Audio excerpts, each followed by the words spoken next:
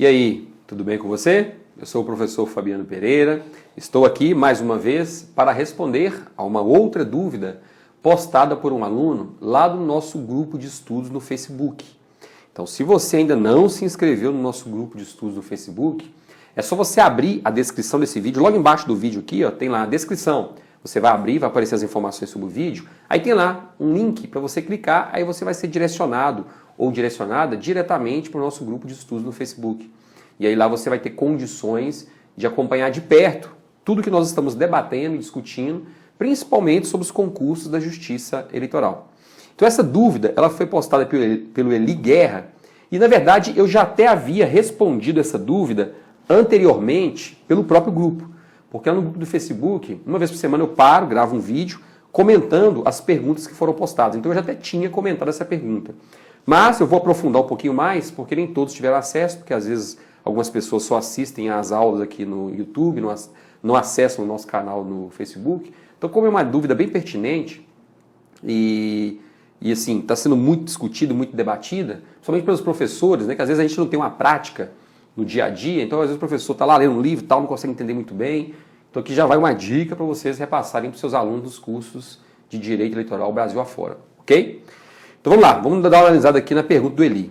O Eli está dizendo o seguinte: bom dia, professor. Por gentileza, gostaria de saber como fica a situação da hipótese de suspensão dos direitos políticos do artigo 15, inciso 2º da Constituição, incapacidade civil absoluta, frente à alteração ocorrida no artigo 3º do Código Civil.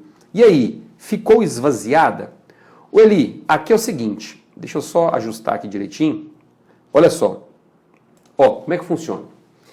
Nós sabemos que lá no artigo 15, inciso 2º, está escrito que a incapacidade civil absoluta é uma hipótese de suspensão dos direitos políticos. Vou dar um exemplo claro para você entender melhor como é que funciona isso. Ó, é o seguinte.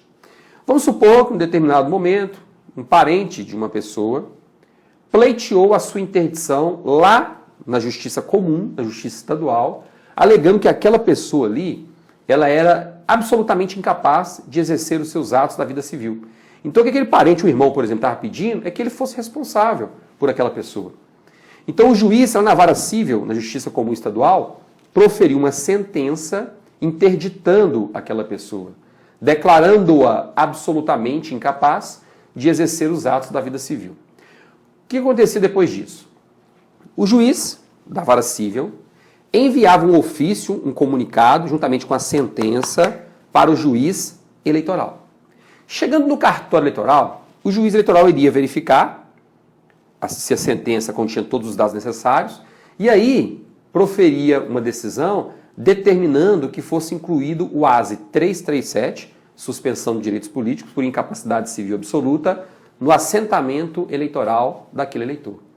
Então, a partir daquele momento que fosse incluído o código 337 lá no cadastro do eleitor, ele ficaria com seus direitos políticos suspensos. Não poderia votar nem ser votado.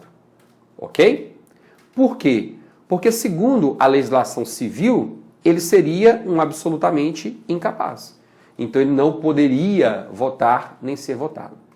Só que aí veio a lei, não sei se está dando para você enxergar bem aí, mas aí veio a lei 13.146 de 2015, que é o Estatuto da Pessoa Portadora de Deficiência, e disse o seguinte, são absolutamente incapazes de exercer pessoalmente os atos da vida civil apenas os menores de 16 anos.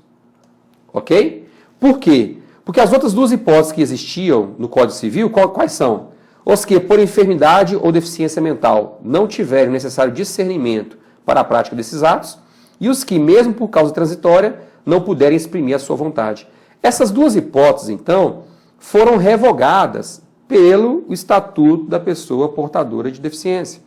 Então, neste caso, não existem mais no Código Civil. Então, se não existem mais no Código Civil, não há como o juiz eleitoral determinar a suspensão dos direitos políticos daquela pessoa. Está vendo o raciocínio? Então, hoje, se um juiz estadual ele manda esse ofício para o juiz eleitoral, comunicando a interdição daquela pessoa, vamos supor que tenha sido interditado, não estou discutindo se pode ou não pode mais, isso aí não interessa. Então, sei que chegou hoje um ofício na Justiça Eleitoral. O que o juiz eleitoral vai fazer? Ele vai pegar e falar assim, não, apesar de ela ter sido interditada, porque o juiz estadual alega que ela tem incapacidade civil absoluta, nós não vamos simplesmente colocar isso no cadastro eleitoral. Por quê? Porque para a gente não justifica. Porque não existe mais essa hipótese de incapacidade civil absoluta. Pronto. Não vamos incluir a suspensão dos direitos políticos no cadastro eleitoral. Então hoje para a gente, a única hipótese de incapacidade civil absoluta é menor de 16 anos.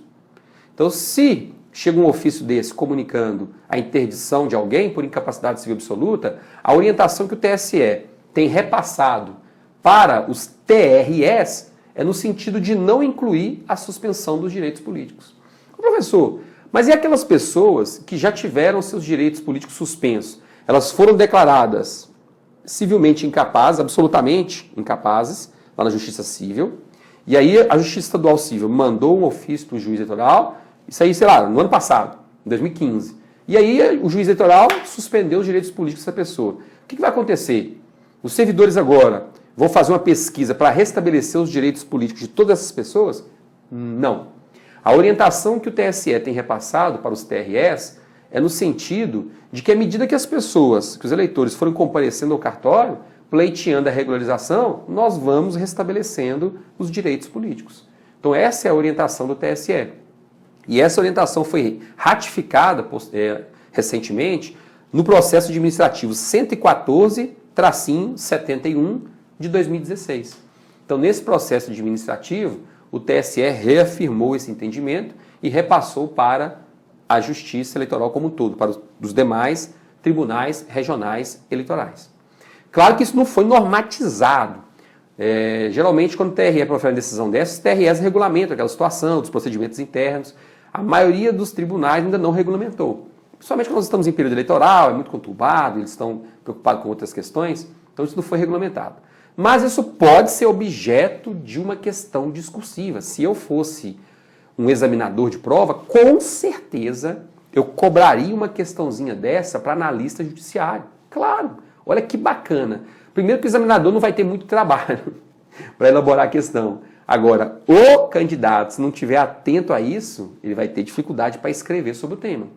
Então você tem que escrever falando como era, como é hoje, citando preferencialmente esse processo administrativo do TSE, que já está orientando os TREs nesse sentido, porque aí você tira o total lá na hora da prova.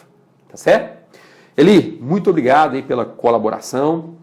E agradeço a todos, espero que vocês tenham gostado dessas informações, gostado desse vídeo. Se você gostou, dê o seu joinha, compartilhe o vídeo com os amigos e inscreva-se lá no nosso grupo de estudos no Facebook, porque lá nós já havíamos falado sobre isso e vamos continuar a nossa conversa. Beleza? Um grande abraço para você e até a próxima. Tchauzinho.